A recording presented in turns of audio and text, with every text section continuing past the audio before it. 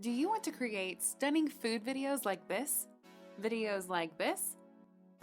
BuzzFeed won it with Tasty, a brand that produces recipe videos at a considerably fast rate, doing all this while racking up views, shares, and all sorts of social media engagement at an unbelievable rate of 10 million impressions within 24 hours of launching a video. Are you a food video creator looking to learn from Tasty's style? You are in luck. We decided to don Sherlock's cap and find something interesting. We did. In computer programming, problem solving is done by starting the end and works toward the beginning. After watching several dozens of Tasty videos, we felt that the fastest way to produce a 1-minute snackable video is to work backward. So let's start with the first step while working backward, the end product. Most of Tasty's videos have some common attributes. Square videos make the most of newsfeed structure on Facebook and Instagram. They take up 50% of the screen in the vertical center of the page and hence look bigger on mobile screens. All Tasty recipe videos are more or less 60 seconds in duration.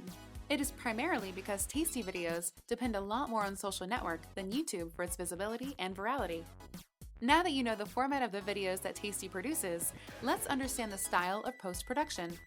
Can you recreate the recipe from a Tasty video directly without any other reference? It's going to be very hard. That's because Tasty videos are more like a compilation of highlights in sequence. It's from a Tasty video. These 10 highlights comprise the smallest set of events that gave the audience the feel of a complete story.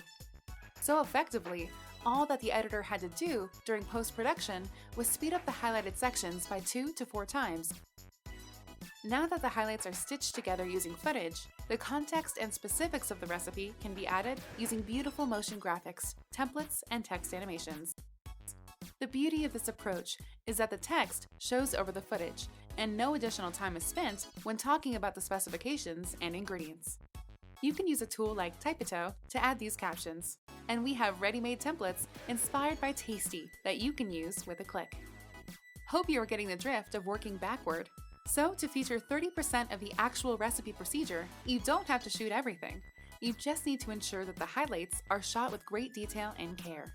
It would reduce production efforts by close to 70%, so you can work harder on getting the highlight scenes and lighting right. Working one more step backward, your team can now just focus on getting the ingredients and raw materials required to shoot the highlights. In the first scene of here, we see the cake batter ready on a dish. Then it transitions to a baked cake in the next shot. So effectively, you don't need to wait for that cake batter to get baked. You can as well use another baked cake that's ready in the setting. So, let's sum up the work backward approach. Step 1. Visualize how the end product looks like, and then identify highlights needed. Step 2. Storyboard how the highlight scenes would be shot. Step 3. Decide on the pre-production preparations to be done for the shooting. Since the video template doesn't change a bit, this is an approach that you can master with enough practice. Liked the video?